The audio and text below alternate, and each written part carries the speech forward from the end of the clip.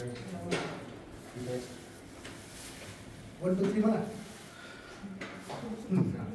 भिन्न असू द्या भाषा, भिन्न असू द्या वेश, एक संस्कृती एकच गाणे, भारत आमचा देश.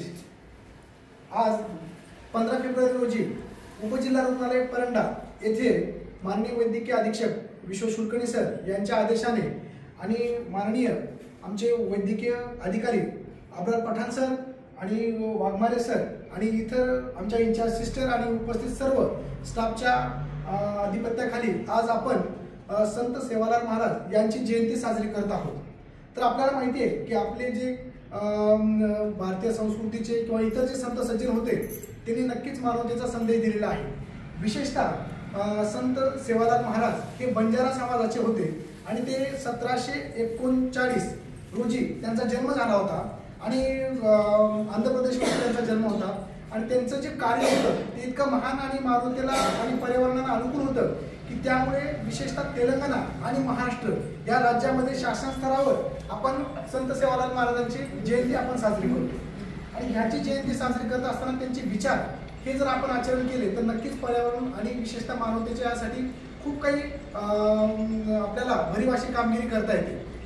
1739 वेळेस त्यांचा जर जन्म झाला असेल तर त्या काळी त्यांनी पर्यावरण रक्षणाचं महत्त्व त्यांनी वर्णन केलं होतं की जास्तीत जास्त जंगलाचे जतन करा, झाडांचं जतन करा, झाडांचे जतन करू नका आणि विशेषतः गोधन जे आहे गायींना विशेष सहारा द्या आणि त्यानंतर जे काही इंटरनल डिस्क्रिमिनेशन आहे किंवा जे आपण म्हणतो जातीभेद किंवा इतर गोष्टी तोडून एक मानवतेच्या दृष्टीने आपण विचार केला पाहिजे.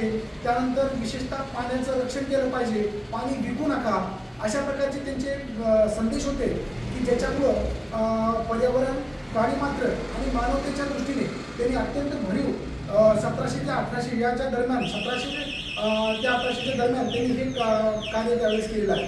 तर त्या काळी सुद्धा अशा प्रकारचं ते समाजसेवक म्हणून त्यांना एक क्रांतिसिंह अशा प्रकारची पदवी तेव्हा त्यांना देण्यात आली होती.